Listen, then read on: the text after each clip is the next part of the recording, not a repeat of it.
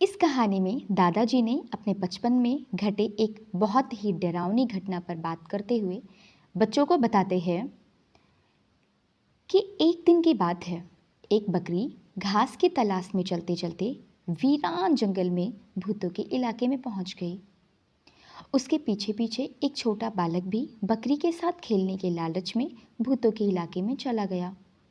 भूतों ने जब बकरी और बालक को देखा तो बहुत खुश हुए। उनमें से बड़ा भूत और मझला भूत आपस में बातें करने लगे। छोटे भूत को बालक पर तरस आ रहा था।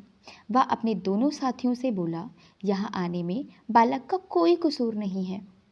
उसे तो यह मालूम ही नहीं था कि भूतों का इलाका है। कसूर इसके माँ बाप का है। उन्होंने इस बालक को क्यों नहीं रोका? भूतों ने सोचा कि छोटा भूत ठीक कह रहा है। तीनों भूतों ने तय किया कि बालक को छोड़ दिया जाए और इसके माता पिता को सजा दी जाए।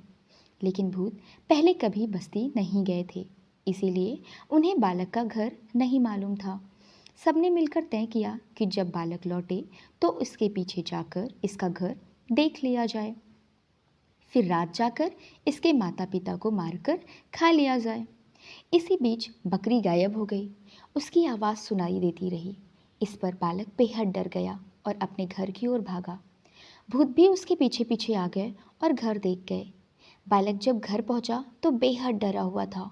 उसने अपने माता पिता को सारी बात बताई तो वे भी बहुत डर गए। वे समझ गए कि उनका बेटा भूतों के इलाके में पहुंच गया था। उस रात को जब माता पिता सोने चले तो बहुत ज़्यादा डरे हुए थे।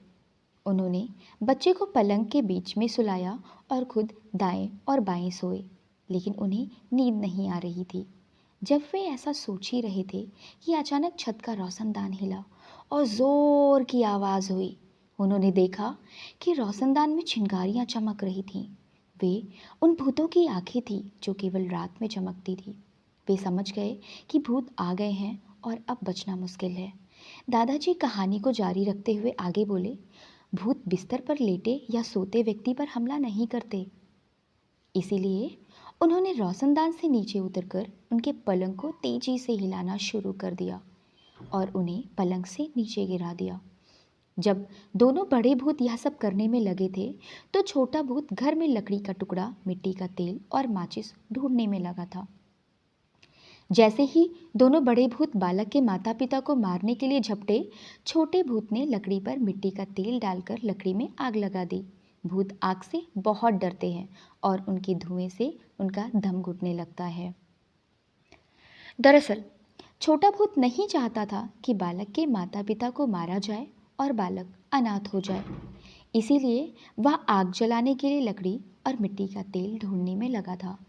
आग देखकर तीनों भूत बच्चे के माता पिता को छोड़कर अपनी जान बचाकर भागे। भूत भागकर जब अपने इलाके पहुंचे तो उन्हें शक हो रहा था कि आग छोटे भूत ने जलाई थी।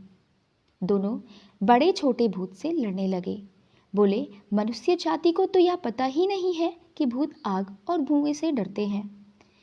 फिर वहां पर आग किसने जलाई थी?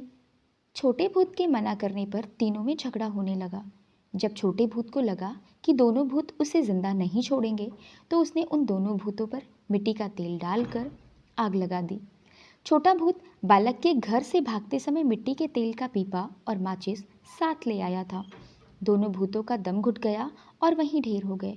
छोटा भूत भी चल बसा। दादा आगे बोले, बच्चों, दर्शनपुरा की यह वीरान जगह आज भी वीरान है। भूतों की डरावनी चीत्कार आज भी उस वीरान जगह में सुनाई पड़ती है। पीपल का पेड़ आज भी वहीं है। किसी भी आदमी में उस जमीन को खोदने का या वहाँ रहने का साहस नहीं होता। मीशु, टीटी, सिकंदर और विशी बहुत ध्यान से तीनों भूतों और बालक की कहानी सुन रहे थे। वे सब बहुत डर गए थे। सिकंदर पूछने लगा, दादाजी, क्या इस बात को कितने वर्ष हो गए होंगे? दादाजी बोले, बेटा, यह बात 60 वर्ष पुरानी है। और क्या तुम्हें मालूम है कि वह बालक कौन था? वह मैं ही था।